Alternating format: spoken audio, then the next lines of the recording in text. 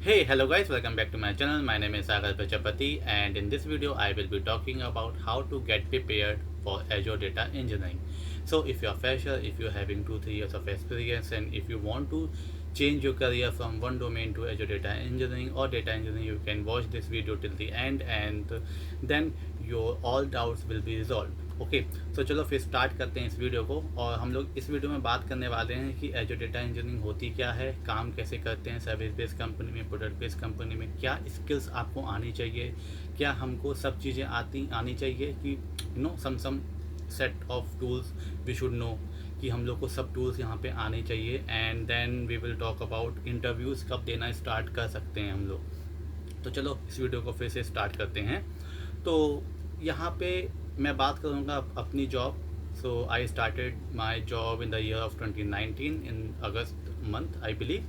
सो वहाँ पे like I was a fresh at that time, right, and I got a job as a internship वाला job. Okay so जो मेरा client था वो लाइक नंबर 1 नंबर 2 कंपनी है in the world, tech giant है वो, बहुत ही बड़े, उन लोग की वो मेरे क्लाइंट थे। अब होता क्या था कि जब मैंने जॉब स्टार्ट करी अपनी, तो उस समय हम बिल्कुल न्यू थे and we like I do not know कि क्या काम होता है एजोर डेटा इंजीनियरिंग में। What we thought at that time कि हाँ यार हम लोग जॉब करेंगे, सॉफ्टवेयर डेवलपमेंट करेंगे, पाइथन लिखेंगे, वहाँ पे फुल कोडिंग होगी। बट ऐसा एजोर डेटा लाइक डेटा इंजीनियरिंग में इतनी कोडिंग रिक्वायर्ड नहीं होती है, डीएसए नहीं लगती हैं ज़्यादा, लगती हैं, आई एम नॉट सेइंग कि बिल्कुल नहीं लगती हैं बट कम लगती हैं। ओके सो ऐसा मत सोचना कि यार डीएसए हमें नहीं करनी है या हमें कोडिंग नहीं आएगी तो हम डेटा इंजीनियरिंग फील्ड में आसानी से जॉब ले लेंगे, तो ऐसा कुछ नहीं होता, ये मिथ है। आनी चाहिए like basic level, intermediate level, not a pro level. Okay so अब जब मैंने अपनी जॉब स्टार्ट करी तो मेरा काम वहाँ पे क्या था कि मुझे एडीएफ पे काम दिया गया। And even though like if you are fresher, अगर कोई भी फ्रेशर होता तो उसको एक छोटा छोटा काम दिया जाता है, ठीक है, स्टार्टिंग फॉर 1-2 मंथ्स के लिए, कुछ बहुत बड़ा काम नहीं दिया जाता है। तो जो मेरी कंपनी थी वो सर्विस बेस्ड कंपनी थी, वहाँ पे जो हम लोग का काम होता था वहाँ पे स्प्रिंट बेसिस पे काम होते थे, राइट। तो अब जो मेरा काम था वो एडीएफ को मॉनिटर करना था। कुछ सेट ऑफ जॉब्स थी, पाइपलाइंस थी जो कि फेल हो रही थी ऑन रेगुलर बेसिस और कुछ पास हो जा रही थी। तो आई हैड टू ट्रैक कि कौन सी जॉब फेल होती हैं एंड क्यों फेल हो रही हैं। अगर फेल हो रही हैं तो उसको फिक्स करो। फिक्स क्या होता है कि छोटा छोटा कोड उसका जाके रीड करो, कोड को डिबग करो, समझो कि क्या चीज़ होती हैं। So for 15 days I did the same job कि रोज़ सुबह आओ, मॉनिटर करो, जो फेल हुई हैं उनको रिपोर्ट करो एंड उनको चेक करो कि वो क्यों फेल हुई हैं। अगर कुछ छोटे छोटे इश्यूज़ हैं तो हम लोग भी इसको फिक्स कर सकते हैं, ठीक है। तो ऐसे ऐसे सीन थे। तो अब एडीएफ उस समय लाइक व्हेन आई स्टार्टेड तो ADF I mean Azure, big data, Spark, इन सब का क्रेज़ इतना नहीं था एंड इतना डिमांड भी नहीं थी मार्केट में जितनी अब है। Like 3 years back I am talking about. तो उस समय इतने रिसोर्सेज हम लोग को नहीं मिलते थे, यूट्यूब वीडियोस नहीं थी, डॉक्यूमेंटेशंस नहीं थे, इतनी वेबसाइट्स नहीं थी। सो जस्ट एक रिसोर्स होता था जो था डॉक्यूमेंटेशन, और माइक्रोसॉफ्ट का जो डॉक्यूमेंटेशन है उनकी वेबसाइट। तो हम लोगों ने वहाँ से ही सब सीखा हुआ है। तो एक मेरी कंपनी में एक बेस्ट चीज़ ये थी कि वो लोग सर्टिफिकेशन करवाती थी, फोर्स करती थी सर्टिफिकेशन करने को। एंड वो बहुत अच्छी चीज़ है, उससे हम लोग सीख भी लेते हैं बहुत चीज़ें हमारे डे टू डे टेक्नोलॉजी और एंड सो ऑन। तो लाइक अब जैसे मैंने बोला कि मैंने एडीएफ पे 15 डेज मैंने जॉब मॉनिटर करी। अब जॉब मॉनिटर करने के बाद अब हम लोग को प्रोजेक्ट असाइन हुआ ना, छोटी छोटी पाइपलाइंस बनानी थी। कॉपी एक्टिविटी पाइपलाइन ही होती है जो फर्स्ट स्टेप होता है एडीएफ का। तो वहाँ पे हम लोगों ने एडीएफ बनाया, कॉपी एक्टिविटी बनाई, लिंक सर्विस बनाई, डेटा सेट्स बनाए एंड फॉर ईच लगाया, छोटी छोटी इफ़ एल्स कंडीशन ये लगाना स्टार्ट किया। तो ये सब की कंप्लीट अंडरस्टैंडिंग लेने में ही it took like 4 to 5 months completely, and at that time also I did not know much about data ADF. तो you know after doing like 2-3 project, उसके बाद मुझे समझ में आने लगा कि हाँ एडीएफ में अनटिल एक्टिविटी भी यूज़ कर सकते थे यहाँ पे instead of for each activity, है ना। यहाँ पे हम स्विच केस भी लगा सकते थे, यहाँ पे वेरिएबल्स बना सकते थे, ये सब चीज़ें हम लोग यहाँ पे यूज़ कर सकते थे। तो वो मुझे like when we do project, when we run our project end to end, तो हमें समझ में आने लगता कि हाँ यार यहाँ पे ये चीज़ें मिसिंग थी, यहाँ पे ऐसे भी इम्प्रोवाइज हम कर सकते थे।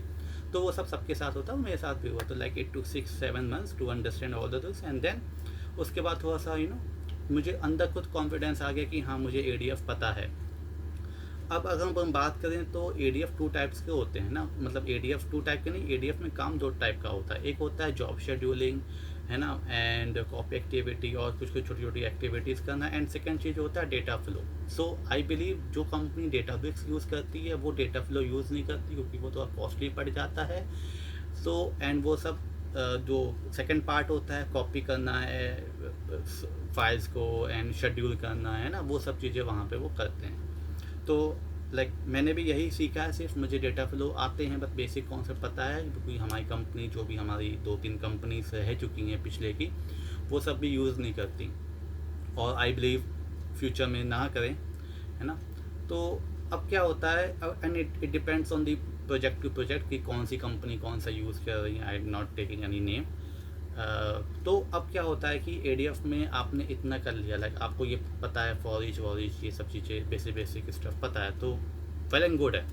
बट आपको बेसिक टर्मिनोलॉजीज़ भी आनी चाहिए, है ना, पता होनी चाहिए क्या होता है। जैसे integration and time, link service में जब हम कनेक्शन बनाते हैं तो उसमें different type of authentication methods होते हैं।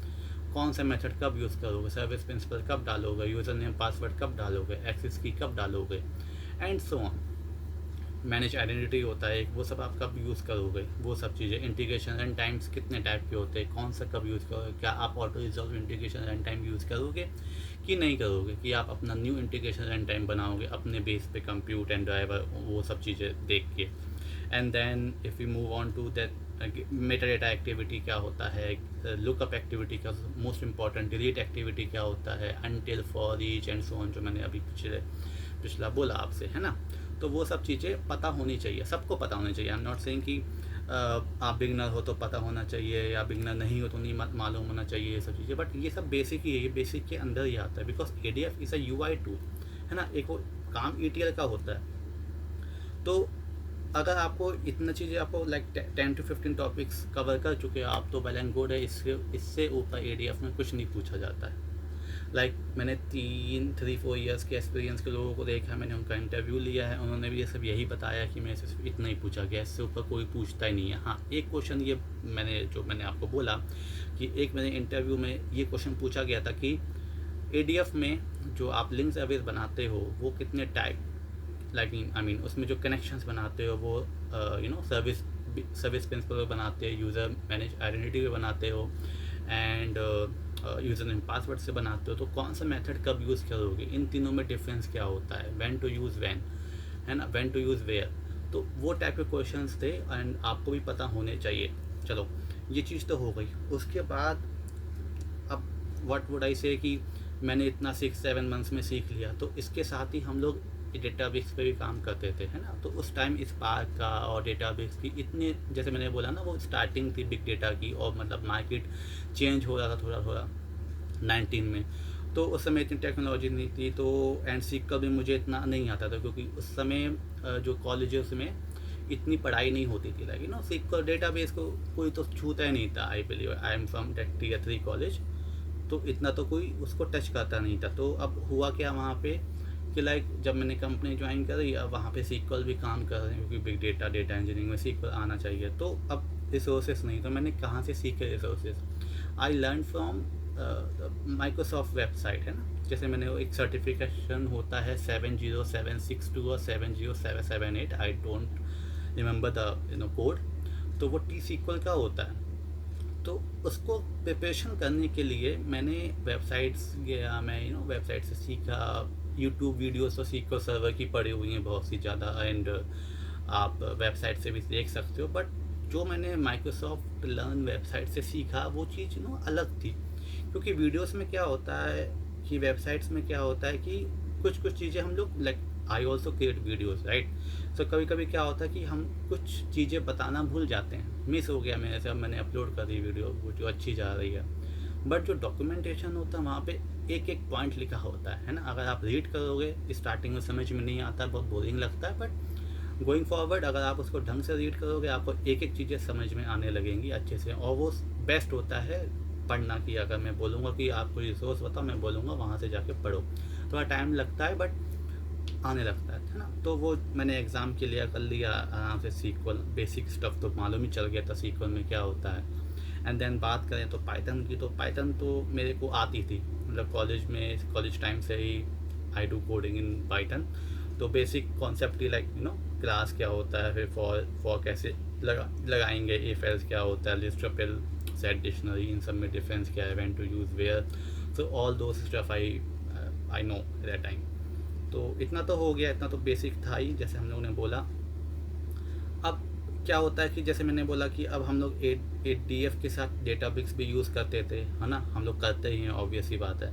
अब डेटाबेस में है क्या, डेटाबेस होता क्या, तो database is a kind of distributing pre processing system I would से, ठीक है। बस यही है डेटाबेस, और वो क्लाउड पे है, even though like it's not on premise system, so you need to set up Spark and all those stuff which we use to do like in previous days. So यहाँ पे सब चीज़ already present है, just click करो and सब चीज़ें आप use कर सकते हो। अब ये स्पार्क होता क्या है ना, डिस्ट्रीब्यूटिंग प्री प्रोसेसिंग क्या होती है, चलो इसका एक छोटा सा एग्जांपल दे देते हैं। Let's say you have a Jupyter notebook, है ना, सबने काम करके रखा होगा जुपिटर नोटबुक में, या लेट्स से जुपिटर नोटबुक में नहीं, आपने अपना पाइचाम आईडी खोली पाइथन की, एंड वहाँ पे मैंने बोला कि पांडास का एक डेटा फ्रेम बनाओ जिसमें आप CSV को रीड करो, विच इज़ हैविंग अराउंड 100 रोज। तो आप जब उसको रीड करोगे, राइट करोगे या कुछ ट्रांसफॉर्मेशन करोगे, तो वो एक मशीन पे ही हो रहा होगा, like 100 rows is getting processed on single machine. तो हो सकता है थोड़ा टाइम लगे, पर मैंने एग्जाम्पल 100 रोज ही लिया है, तो डेटा कम है, तो हमारा VM जो रैम होती है और जो रोम होती है ज़्यादा होती है, तो चलो टाइम नहीं लगेगा, but let's say it is taking 20 seconds to get processed, है ना। अब मैंने बोला कि यही सेम चीज़ मैं स्पार्क में करने वाला हूँ। तो स्पार्क में क्या होगा कि जो 100 रोज थी, है ना, 100 रोज थी, वो डिवाइड होंगी। Let's say I have a 5 machine on spark, तो 5 मशीन जो होंगी, जो 100 रोज हैं, अगर मैंने बोला कि 20 रोज में डिवाइड करो, तो 20 रोज जाएंगी एक मशीन के पास, 20 rows second, third, fourth and fifth. तो उससे क्या हुआ, एक मशीन को कम ही डेटा एलोकेट हुआ और उसने उसको प्रोसेस किया एंड उसने रिटर्न किया, तो हमारे पास डेटा जल्दी आ गया, है ना। पैरेलल प्रोसेसिंग भी हो गई, वहाँ पे डिस्ट्रीब्यूट भी हो गया हमारा डेटा। तो यही से सब होता है स्पार्क। मैंने बहुत ब्रीफ में बताया, इसके अंदर बहुत चीज़ें टर्मिनोलॉजीज़ हैं, वो आपको सीखना पड़ेगा। स्पार्क आर्किटेक्चर होता क्या है, डीप में जाना पड़ेगा। तो इतना अभी के लिए काफ़ी है ना। तो अब डेटाबेस में हम लोग क्या करते हैं, लाइक हमारा डेटा इंजीनियरिंग में क्या करते हैं बेसिकली, कि हम लोग जो हमारा सोर्स होता है, सोर्स डेटा होता है, उसको हम कॉपी बना लेते हैं, है ना। तो हमने जैसे हमने कॉपी बनाई, रॉ बना लिया, और we can say stage table बनाई on top of our raw layer, I mean raw data और सोर्स डेटा। लेट्स से अब मैं एग्जांपल देने वाला हूँ यहाँ पे अमेज़ॉन का। लेट्स से कि मेरा क्लाइंट अमेज़ॉन है ना। अब उनकी वेबसाइट है जो हम लोग जहाँ से ऑर्डर करते हैं, ई-कॉमर्स वेबसाइट।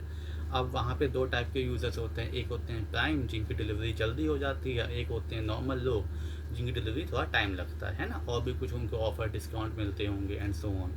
अब क्या हुआ कि अमेज़ॉन ने मेरे को बोला कि सागर मेरे को एक ऐसा रिपोर्ट दो कि मुझे पता लगाना है कि जितने भी हमारे कस्टमर्स हैं वहाँ पे, तो वो कस्टमर कितने सामान खरीद रहे हैं, प्रोडक्ट खरीद रहे हैं, कौन सी सिटीज़ में, कौन सी कंट्रीज़ में, कौन से स्टेट में खरीद रहे हैं, कौन से प्राइम वाले हैं, कौन से नॉन प्राइम वाले हैं, और कितना रेवेन्यू हम एक कस्टमर से जनरेट कर पा रहे हैं, या मतलब वो लोग कितना हम यूज़ कर रहे हैं, है ना, कितने प्रोडक्ट खरीद रहे हैं, ऐसा काइंड ऑफ उन्होंने बोला डैशबोर्ड बनाओ। अब उन्होंने हमको बता दिया कि देखो ये हमारे पास 7 to 8 फाइल्स हैं एंड 7 to 8 सर्वर्स हैं, यहाँ पे डेटाबेस हैं, टेबल्स हैं। अब यही टेबल्स हम लोग को यूज़ करनी होंगी। अब एक चीज़ क्या होता है, देखो 2 टाइप के काम होते हैं डेटा इंजीनियरिंग और कंपनीज़ में। एक होता है कि हमारा जो क्लाइंट होता है वो हम लोग को सब डिटेल प्रोवाइड कर देते हैं पहले से। लाइक जैसे मैंने बात करी अमेज़ॉन है लेट्स से मेरा ना, तो अमेज़ॉन हमें बता देगा कि हाँ इस डेटाबेस से ये टेबल ले लेना, तो आपको ये कस्टमर का डेटा मिल जाएगा। लेट्स से कि यहाँ से ये वाली टेबल है, यहाँ से आपको प्रॉफिट लॉस रेवेन्यू ये सब मिल जाएगा, तीसरी टेबल से कुछ और मिल जाएगा, जो भी रिक्वायरमेंट है प्रोडक्ट की लिस्ट मिल जाएगी एंड सो ऑन, है ना, ऐसे। बट बहुत सी कंपनीज में काम ऐसे होता है कि जो हमारे क्लाइंट होते हैं, अब उनको भी नहीं आइडिया होता। उनको पता है कि हाँ कि लाइक हमारा ये 4-5 सिस्टम है जहाँ पे ये डेटा स्टोर होता है, नाउ वो लोग हमको बोलेंगे कि हाँ यहाँ से जाओ एंड एनालाइज करो कि कहाँ से हमें अच्छा अमाउंट ऑफ डेटा मिल सकता है ना, और सब चीज़ें गैदर हूँ जहाँ पे वो वाला हमें सोर्स पता करके दो। तो हम लोग क्या करते हैं, एनालिसिस करते हैं फर्स्ट फेज में कि हमें कहाँ से डेटा उठाना है। अब जैसे मैंने बोला हम लोग एडीएफ बनाएंगे, राइट, तो हम लोग पहले एक डमी एडीएफ बना लोगे, लेट्स से छोटे अमाउंट का डेटा हम लोगों ने वहाँ पे स्टोर कर लिया अपने लेयर में, हमने चेक किया कि कौन सा डेटा अच्छा है, कौन सा डेटा बेकार है, कौन सा फाइल अच्छी है, कौन सी नहीं अच्छी है। तो वो सब हमने जब अपने क्लाइंट को बताया, based on that we will start sourcing it, and then once we source it, उसके बाद हम लोग क्या करेंगे, हम लोग अपनी डेटाबेस में लॉजिक लिखेंगे, माउंट पॉइंट बनाएंगे टू कनेक्ट विद ADLS और ब्लॉब स्टोरेज और SQL डेटाबेस वी कैन से।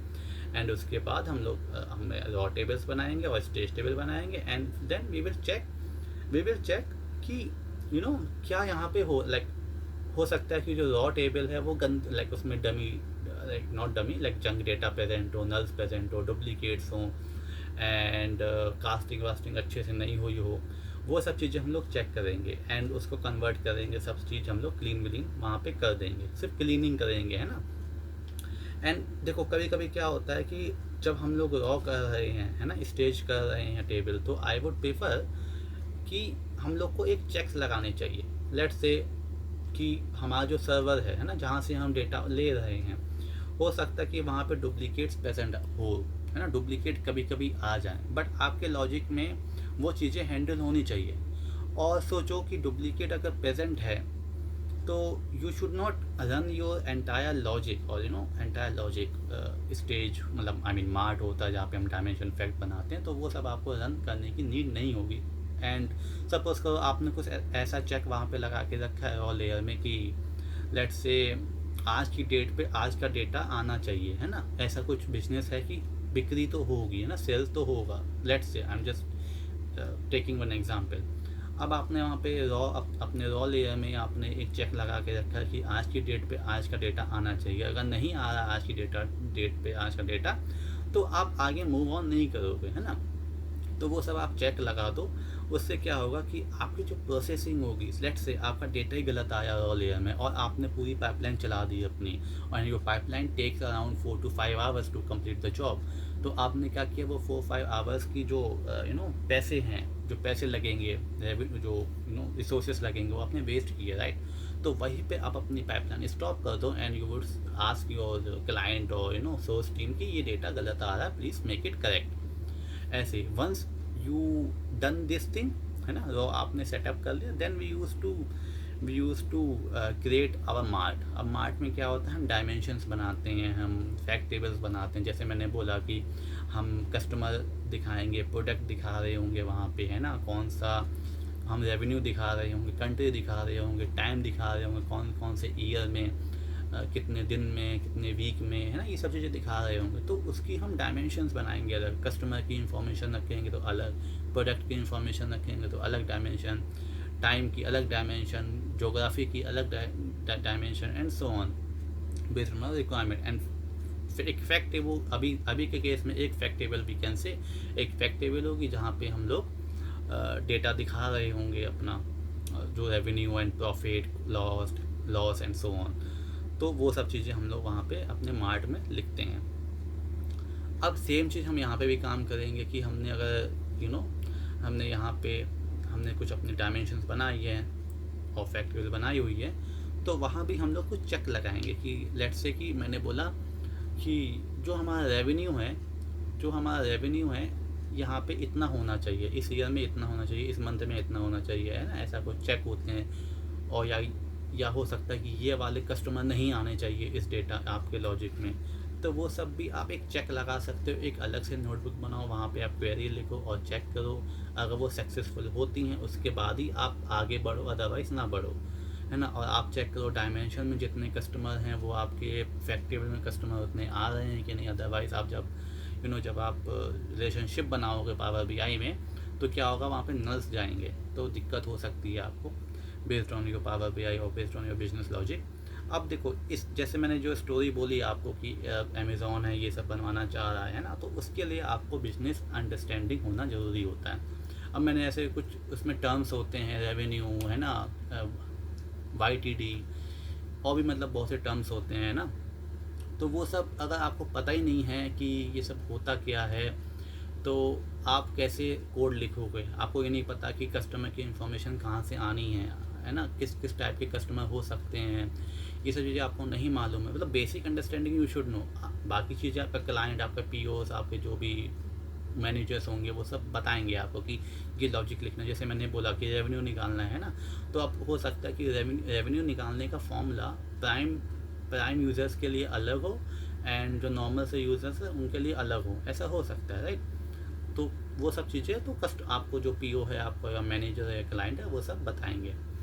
ये सब डन होने के बाद अब हमारा काम क्या होता था कि हम लोग डंप करते हैं डेटा को, जो डेटा वेयर हाउस में, लेट्स से डेटाबेस में, एंड वी कैन से हाँ, इन दोनों में डंप करते हैं, और लेट्स से कि हम लोग ADLS में भी डंप करते हैं डेटा को। तो वही चीज़ हम लोग परफॉर्म कर देते हैं यूजिंग सम पाइथन कोड और पाइस्पार्क कोड, वो आप इजीली कर सकते हो। उसके बाद सिंपल मॉडलिंग करो, टैबुलर मॉडल पे आप करो, है ना, एंड उसके बाद आप पावर BI पे भी डायरेक्ट डेटा को इंपोर्ट कर सकते हो, एंड आप अपना विजुअलाइजेशन कर सकते हो ईजिली। अब देखो क्या होता है, ये सब करने के बाद अभी रिसेंटली मुझे एक बंदे ने ये पूछा कि हमें एजोर डेवऑप्स आना चाहिए कि नहीं। I would say you should not know everything in Azure DevOps, but at least you should know what is build, what is artifact, है ना। एंड कोई एक आप रिसोर्स उठा लो, लेट्स से डेटाबेस उठा, क्योंकि वो तो ईजी होता है। आप उसकी CI/CD पाइपलाइन बना लो। जब आप बनाओगे, आप सर्विस कनेक्शन भी बनाओगे, आप रिलीज़ बनाओगे, वहाँ पे हो सकता है वहाँ बिल्ड बनाओ, बिल्ड का फीचर है तो बना सकते हो, नहीं है तो मत बनाओ। ये सब छोटी छोटी चीज़ें आपको आनी चाहिए, क्योंकि देखो like if you have 1-2 years of experience, तो आपको सब चीज़ नहीं आनी चाहिए, आनी होती है। बट अगर आपको हर चीज़ की डिपेंडेंसी पता है कि हाँ यार, अगर लेट्स से अगर मैं कुछ काम कर रहा हूँ तो मैं एंड टू एंड करने की मेरे पास है नॉलेज कि मैं एंड टू एंड काम कर लूँगा, तो वो प्रोफाइल ज़्यादा सिलेक्ट करी जाती है ना। तो लेट्स से जैसे मैंने बोला कि एक होते हैं डेटा इंजीनियर और एजोर डेटा इंजीनियरिंग, वो लोग क्या करते हैं, सिर्फ बैक एंड पे काम करते हैं। कुछ कंपनी, कुछ टीम्स ऐसी होती हैं जो एंड टू एंड काम करवाती हैं। लाइक आप एनालिसिस करोगे, आप सोर्सिंग भी करोगे, आप लॉजिक भी लिखोगे, आप पावर BI भी बनाओगे, है ना। उसके बाद आप अपना डिप्लॉयमेंट भी करोगे। तो लेट्स से अभी हमारा डेव सर्वर है, तो आप UAT और प्लॉट सर्वर्स में भी कोड को पुश कर रहे हो, तो वो ऑटोमेटिक वे में होता है। आप ऐसे नहीं करोगे कि आप अपने कोड को लोकल में सेव करो फिर वहाँ पे डिप्लॉय करो, ऐसा कुछ नहीं होता है बट वो फिजिबल नहीं है। फिजिबल है, लाइक अच्छी बात नहीं है। तो आप एजोर डेवऑप्स को फ्री में रिसोर्सेस ऑलरेडी प्रेजेंट हैं, अपना अकाउंट बना सकते हो, and then you can get started. तो चलो, ये सब चीज़ें तो बात हो गई, मैंने आपको बता भी दिया देखो एजोर डेटा इंजीनियरिंग में होता क्या है ना। अब आपको क्लियर हो गया होगा कि होता क्या। और मैंने 2 वीडियोस बना के ऑलरेडी रखी हुई हैं रोड मैप पे, एंड देन मैंने बताया हुआ एक प्रोजेक्ट, तो आप वो भी बना सकते हो एंड टू एंड। ये सब चीज़ें यूज़ होती हैं। बाकी एजोर डेटा इंजीनियरिंग में बहुत से टूल्स हैं एजोर पे, जैसे कि मैं बोलूँ पावर शेल हो गया, है ना, Azure automation runbook, second one is logic app, power apps, है ना, और भी छोटे मोटे होते होंगे। तो वो सब चीज़ें देखो सीखने की ज़रूरत है आपको, बट इतनी भी नहीं है। इंटरव्यू लेवल पे सीखने की ज़रूरत नहीं है। आप इंटरव्यू में स्किप कर सकते हो वो सब चीज़ें, क्योंकि वो सब टूल हैं। लाइक GUI है यार, मतलब लाइक आप ड्रैग एंड ड्रॉप करो और सब चीज़ें आपकी ऑलरेडी यहाँ पे बन के तैयार हो जाएंगी, है ना। तो वो सब आप छोड़ सकते हो। बाकी आई वुड से कि like if you are fresher, है ना, तो don't plan for product based company, क्योंकि प्रोडक्ट बेस्ड कंपनी में आराम तो होता है, चिल लाइफ होती है, और वहाँ पे आप काम ओपनली कर सकते हो, है ना। बट होता क्या, वहाँ पे एक ही टेक्नोलॉजी में काम करोगे। लेट्स से अगर मैं माइक्रोसॉफ्ट की बात करूँ, अगर आप माइक्रोसॉफ्ट में जाओगे तो आप माइक्रोसॉफ्ट की ही टेक्नोलॉजी यूज़ करोगे, और वहाँ पे आप एज्योर क्लाउड यूज़ करोगे, ना कि AWS, करेक्ट। अमेज़ॉन देख लो, लेट्स से कोई और दूसरी बिगर कंपनी है, पेपाल हो गई, वॉलमार्ट हो गई, लेट्स से दूसरी कंपनी, तो वो एक एक क्लाउड ही यूज़ करती हैं, जितना मुझे अंडरस्टैंडिंग है अभी। बट अगर आप सर्विस बेस्ड कंपनी में जाओगे 1-2 ईयर्स, तो वहाँ पे हो सकता है उनके मल्टीपल क्लाइंट्स होते हैं, है ना, सर्विस बेस्ड कंपनी का। आज आप 6 मंथ आप एज्योर पे काम किए, 6 मंथ आपने लेट्स से AWS पे काम किया, कुछ महीने आपने किसी और चीज़ पे काम किया है ना, तो उससे क्या होता है, आप मल्टीपल चीज़ें सीखने की चांसेस बढ़ जाते हैं। बट प्रोडक्ट बेस्ड कंपनी में एक में ही आप सीख सकते हो। हाँ, होता है कि स्टार्टिंग में वी थिंक कि हमारे पैसे, हमारे CTC थोड़े कम है as compare to product based company, but honestly speaking अगर आप ऐसे ही बढ़ते जाओगे ना, अगर 2-3 साल बाद आप स्विच करोगे सब चीज़ें सीखने के बाद, तो easily you can get a lot money in any of the field. I am not talking about only data engineering field, आप सॉफ्टवेयर डेवलपमेंट में हो या किसी और चीज़ में हो, सब में आपको चीज़ें मिल जाएंगी, है ना। एंड आई वुड से don't go for azure only, मतलब भाई एज्योर ही करना है, एज्योर करना है। AWS भी यू कैन लर्न ईजिली, कुछ नहीं है, सिंपल सी चीज़ है आई वुड से। एंड GCP भी आप कर सकते हो, आपकी इच्छा है। देखो तीनों चीज़ इंटर रिलेटेड हैं। अगर आप देखो अमेज़ॉन का आप यूज़ करोगे, वहाँ पे S3 bucket, antenna and so on चीज़ें होती होंगी। सेम चीज़ आप एज्योर पे भी कर रहे हो, blob storage, ADLS and so on, है ना। ऐसे ही GCP में भी जो उनका स्टोरेज लेयर का नाम अलग होता है, सेम चीज़ें हैं ना। अब हम लोग बात क्या करने वाले थे कि हाँ, इंटरव्यू कब देना स्टार्ट करो। See, once you know SQL well, Python well and Spark basic, चले जाओ इंटरव्यू देने। और पहले ऐसी कंपनी चूज़ करो जो कि लाइक थोड़ी सी कम पैकेज दे रही हूँ आपको, या आपका मूड ही नहीं है कि वहाँ पे आप जाओगे, जस्ट फॉर प्रिपरेशन। बिकॉज मैंने बहुत लोग को देखा है जो 2 महीने से 2-3 महीने से वो सिर्फ प्रिपरेशन ही करते रहते हैं और वो इंटरव्यू देने जाते नहीं, इंटरव्यू अटेंड ही नहीं करते हैं। तो उससे क्या होता है, देखो आप प्रिपरेशन कर रहे हो, अब आपको नहीं पता कि आपको कितना आता है। आपको ये मालूम तभी चलेगा जब आप इंटरव्यू दोगे, राइट। अब सपोज करो आपने 3 महीने प्रिपरेशन करी और आपने एक बड़ी सी कंपनी में इंटरव्यू दे दिया, लेट से फेल हो जाते हैं इंटरव्यू में, तो आपने चांस तो उसका खो दिया, राइट। 6 मंथ बाद ही आप दे पाओगे या 1 ईयर बाद दे पाओगे फिर से इंटरव्यू। तो इट्स बेटर कि उस कंपनी के लिए जो आप पहले जो फोकस करो जिसमें आपको जाना ही नहीं है, राइट। आप उस कंपनी में चले जाओ, आपने इंटरव्यू दिया, हो गया तो वेल एंड गुड, नहीं हुआ तो आप उससे ये पता लगा सकते हो कि यार मुझे कितना आता था। सेकंड, इंटरव्यू में क्या एक्सपेक्टेशन होती है इंटरव्यू पर ही, मुझे कितना और आना चाहिए। और ऐसे ऐसे क्वेश्चन ही पूछे जाते हैं। हो सकता है आप बहुत टफ सीख रहे हो, लाइक आप ऐसी चीज़ सीख रहे हो या जो इंटरव्यू में कोई पूछा ही नहीं जाएगा, है ना। 2 टाइप की जो प्रिपरेशन होती है, एक इंटरव्यू लेवल की, एक होती है जॉब लेवल की, है ना। तो आई वुड से पहले आप इंटरव्यू प्रिपरेशन कर लो। अब जब आप कंपनी में जाओगे तो आराम से आप प्रिपरेशन कर ही लोगे, है ना। मतलब आप 1 महीने में आराम से सब चीज़ें सीख जाओगे अगर आप थोड़ा सा एक्स्ट्रा आवर्स पुट ऑन करोगे वहाँ पे। एंड चलो ये इतनी चीज़ें थी। एंड क्योंकि ये सेम क्वेश्चंस मेरे को बहुत लोग पूछते हैं, मुझे क्या सीखना चाहिए, क्या नहीं सीखना चाहिए, एजोर सिनैप्स सीखना चाहिए कि नहीं, या बेसिक से स्टार्ट करो, इतनी चीज़ें मत भागो। आई वुड से जस्ट सिंपल चीज़ें करते जाओ, बट जो भी कर रहे हो अच्छे से करो, सो दैट अगर इंटरव्यूअर पूछ भी रहा है आपसे तो आप वो 4-5 जो भी स्किल सेट आपने लिखे हुए हैं आप उसको परफेक्टली बता दो। और जो 2-3 आपको बिल्कुल मतलब बिल्कुल बेसिक पता है कि हाँ ये होता क्या है, आप वो लिख दो। आप ये बोल सकते हो उस समय कि हाँ like I know I am learning on it and this it, ऐसे ऐसे आप कुछ भी बोल सकते हो ना। बट वो 4-5 जो बेसिक है, जो आपको मस्ट है आना, वो आप करो, है ना। फिर से मैं रिपीट कर दे रहा हूँ, एजोर डेटाबेस, SQL, पाइथन, ADF, बस और कुछ नहीं। डेटा वेयर हाउस, बस। फिर डेटा मॉडलिंग तो उसके अंदर ही आ जाएगा, डेटा मॉडलिंग आपको आना चाहिए। इतना चीज़ें बहुत हैं, ज़्यादा पीछे मत भागो कि मैं AFLO भी कर लूँ साथ में, मैं AWS के कॉन्सेप्ट भी कर लूँगा, मैं मशीन लर्निंग भी कर लूँगा, मैं डेटा साइंस भी कर लूँगा, मैं डेवऑप्स में भी चीता हो जाऊँगा। तो ऐसा नहीं होता है। हो भी जाएगा तो आपको बहुत टाइम लगेगा एंड कंपनीज में इतना काम नहीं होता, मतलब होता है आई वुड से, बट आप जब फ्रेशर होगे तो आपको इतनी ज़्यादा रेस्पॉन्सिबिलिटीज़ नहीं दी जाएंगी, कम रेस्पॉन्सिबिलिटीज दी जाएंगी। डे बाय डे इवेंचुअली आपकी जो रेस्पॉन्सिबिलिटीज़ हैं, एक्सपेक्टेशंस है, वो इंक्रीज होगी। सडनली नहीं कि हाँ कोई बंदा फ्रेशर ज्वाइन हो रहा है और इसको सब आता होगा, ये एंड टू एंड प्रोजेक्ट बना लेगा, ऐसा किसी भी कंपनी में नहीं होता है। जितना मेजर एक्सपीरियंस है और जितने मेरे कलीग्स हैं और जो मेरे सीनियर्स हैं, सब ने यही सजेस्ट किया है।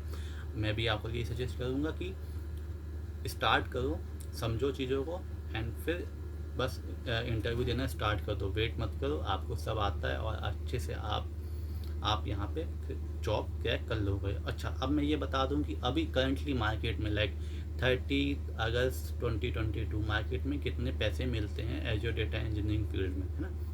रिसेंटली आई इंटरव्यूड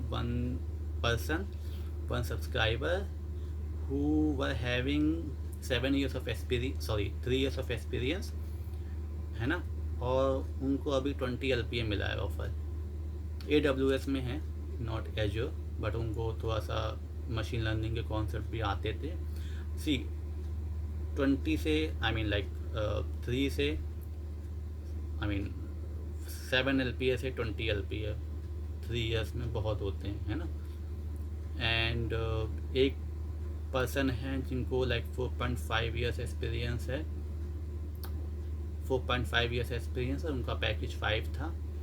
अभी उनको 15.5 LPA की ऑफ़र लगी हुई है एजो डेटा इंजीनियरिंग। और उन्होंने मेरे से बोला कि बहुत ही बेसिक क्वेश्चन पूछे गए थे, ऐसा नहीं है कि बहुत टफ क्वेश्चन पूछे गए हों, है ना। जो जितना मैंने आपको पिछले बताया है वीडियोस में और इस वीडियो में बताया, सिर्फ इतना ही पूछा गया और कुछ नहीं पूछा जाता। हाँ, आई वुड से डेटा बेस अच्छे से करना। SQL पाइथन तो चलो वो बेसिक क्वेश्चन ही पूछा जाएगा, कुछ टफ नहीं पूछा जाएगा। एक इनर ज्वाइन, एक लेफ्ट ज्वाइन, रो नंबर पूछ लेंगे आपसे, एंड विंडो फंक्शन 2-3 पूछ लिया, ग्रुप बाय हैविंग, ख़त्म कहानी, बस टाटा बाय बाय ख़त्म। पाइथन में एक लिस्ट दे दिया, उसको थोड़ा उसको आइटरेट करो, कुछ एलिमेंट निकालो एंड सो ऑन। डेटाबेस में आपको जितना आपको अच्छा आएगा, आपकी चांस बढ़ेंगे कि आपको पैसे अच्छे मिलें। लेट्स से मैं ऑप्टिमाइजेशन की बात कर रहा हूँ, लेट्स से आपके पास 50 GB की 2 फाइल्स हैं, आपको उसको प्रोसेस करना, आप कैसे करोगे, आप कौन सी टेक्निक्स लगाओगे। क्वेश्चन ऐसे पूछा जाएगा, ऐसे नहीं पूछा जाएगा कि हाँ मतलब बेसिक क्वेश्चन नहीं पूछा जाएगा और सडनली दे देगा वो। बस आपसे सिनेरियो पूछेंगे, लेट्स से मेरे पास 2 फाइल्स हैं बड़ी, आप उसको ज्वाइन करना, तो आप किस बेस पे ज्वाइन करोगे, कैसे करोगे, है ना, कौन सी टेक्निक्स आप पहले चेक करोगे। सेकंड चीज़ मैं एक और बता देता हूँ, अपना इंटरव्यू एक्सपीरियंस जो मेरे से लिया गया था, not in Azure database, it is related to data modelling concept I would say. तो अब क्या था कि एक कंपनी, बहुत बड़ी कंपनी है, वो मुंबई बेस्ड कंपनी है। तो वहाँ पे मेरे से ये क्वेश्चन पूछा गया था कि मुझे रिक्वायरमेंट दे दी गई है ना, मुझे प्रोडक्ट दे दिए गए थे, मुझे बता दिया गया था रेवेन्यू है आपके डैशबोर्ड में, एंड ये पार्टनर्स हैं, है ना, और ये कंट्री है। अब आप बताओ आपको कौन कौन सी टेबल यहाँ पे लगेगी, कौन कौन सी इंफॉर्मेशन लगेंगी, और कौन से मेजर्स बनाओगे एंड मैट्रिक्स बनाओगे। ये मेरे से क्वेश्चन पूछा गया था। आप कितनी डायमेंशन बनाओगे, कितने फैक्टिवल्स बनाओगे, कौन सा स्कीमा तैयार करोगे एंड सो ऑन। तो ये अच्छा क्वेश्चन था, रिवर्स इंजीनियरिंग वो वी कैन से, है ना, कि आपका रिक्वायरमेंट पता है, अब बताओ कि आपको चाहिए क्या। तो ये अच्छा क्वेश्चन था। ये सेम क्वेश्चन मुझे 2 एनालिटिक्स कंपनी में पूछा गया था, है ना। तो अच्छा क्वेश्चन था ये, मैंने बताया था, तो उन्होंने बोला कि यही एक्सपेक्टेशन होती, क्योंकि एवरीवन नो कि यार रीड कैसे करते हैं डेटा फ्रेम, राइट कैसे करते हैं, डाटा पार्टीशन बाय क्या होता है एंड सो ऑन, ये सबको पता होता है ना। तो इतना ही था इस वीडियो में, मतलब आई होप आपको ये समझ में आया होगा कि क्या क्या चीज़ें मैंने डिस्कस करी है। एजो डेटा फैक्ट्री कितना आना चाहिए, कहाँ से सीखो। आज के टर्म में मैं बोलूँ कि बहुत से कोर्सेज हैं, like I am not talking about वो पेड कोर्स आप ले सकते हो, अगर आपके पास पैसे हैं, आप अफोर्ड कर सकते हो कोर्सेज, तो आप ले लो। वो बड़े टीचर्स हैं, पढ़ाते अच्छा होंगे, आई do not know completely so, but free में भी बहुत से यूट्यूब चैनल, मेरा चैनल है, किसी और बंदे XYZ के चैनल्स हैं, है ना, बहुत से लिंक्डइन पे पोस्ट डाल रहे हैं, कंटेंट डाल रहे हैं, एंड बहुत सी वेबसाइट्स बनी हुई हैं अच्छी जो फ्री में आपको सब चीज़ प्रोवाइड करा रही हैं। तो देखो, अब सीखना, देखो 2 टाइप की चीज़ें होती हैं। अगर आपको बोले कि मैं सब चीज़ आपको आपकी प्लेट में दे दूँ, तो वो तरीका भी है, उससे आप क्या करोगे, आपको 5 ही चीज़ मिलेंगी खाने को, है ना। अब लेट से मैंने बोला कि नहीं, अब जाके वहाँ पे जाओ, मेनू देखो, समझो क्या सा ऑर्डर करना, हो सकता कि आप 7 to 8 आइटम्स वहाँ पे ऑर्डर कर लो ना, 7 चीज़ आप अपनी प्लेट में ले सको। तो यही तरीका होता क्या कि अगर मैंने आज वीडियो बनाई, हो सकता है मैंने कुछ गलत बोल दिया, मैंने गलत समझाया या अच्छा नहीं समझाया, है ना। अब since this is free course, अब आप क्या करोगे, हो सकता है आप किसी दूसरे बंदे की यूट्यूब वीडियो देख लो, वहाँ पे हो सकता है कि आपको और क्लियरिटी आ जाए, हो सकता है मेरे से इतना क्लियर ना हुआ हो जिससे आपके दूसरे बंदे से क्लियर हो चुका हो ना। तो ये सब चीज़ें होती हैं फ्री कोर्सेज में। और थोड़ा टाइम, आई वुड से थोड़ा टाइम नहीं यार, सब प्लेलिस्ट बना रहे हैं, सब लोग अच्छा अच्छा कंटेंट डाल रहे हैं, फ्री में डाल रहे हैं यार, क्यों अपने पैसे वेस्ट करना, 20,000 30,000 40,000 यार। कंपनीज में इतना भी बहुत बड़ा काम नहीं होता है अगर आप फ्रेशर रोल पे हो। अगर आपको बहुत ही बड़ी कंपनी में भी अगर गूगल जैसी कंपनी के लिए सोच रहे हो तो हाँ, आई वुड से हो सकता है कि आप कोर्सेस लो। बट आप सर्विस बेस्ड कंपनी के लिए सोचो कि हाँ मैं कोर्स ले लूँ, मैं वहाँ पे 20,000 रुपये बर्बाद कर दूँ, मत करो ऐसा। फ्री में अवेलेबल है, बाकी चॉइस आपकी है, मैं तो यही बोलूँगा, आपके पैसे आपकी हर चीज़। तो इतना ही था इस वीडियो में, इतना ही रखते हैं। और कुछ भी आपको डाउट हो आप लिंक्डइन पे मैसेज कर सकते हो, यूट्यूब में भी मैसेज कर सकते हो कमेंट सेक्शन में, टॉपमेट में आप मेरी शेड्यूल कर सकते हो एक कॉल, वहाँ पे हम लोग सब डिस्कस करेंगे end to end. But I believe इतना बहुत है समझने के लिए as data engineering, AWS, GCP and also कितना इंटरव्यू में पढ़ना चाहिए, कितना नहीं पढ़ना चाहिए, क्या क्या काम होता है, ये सब मैंने आपको अच्छे से डिफ़ाइन कर दिया है ना। तो हो सकता है कि आगे हम कुछ पेड कोर्स ले आएँ जिसका फ़ीस बहुत कम रखें, हो सकता है ना फ्री भी रखें, है ना, क्योंकि बहुत लोग मेरे से बोलते हैं कि पेड ट्रेनिंग दे दो, सैटरडे संडे दे दो, लाइक 2 आवर्स, बट हो नहीं पाता है एक्चुअली में, थोड़ा सा टाइम बिजी शेड्यूल चल रहा है, ऑफिस के काम भी करने एंड अपने कुछ पर्सनल काम हैं एंड देन यहाँ पे भी टाइम देना। हो सकता है मैं आज आपको कमिट कर दूँ डेट्स, हाँ आई विल बी अवेलेबल, हो सकता है उस टाइम पे मैं अवेलेबल ना हूँ, तो थोड़ा सा आपको भी लगेगा कि हाँ मैं सीख नहीं पा रहा हूँ, यू आर स्टक देन।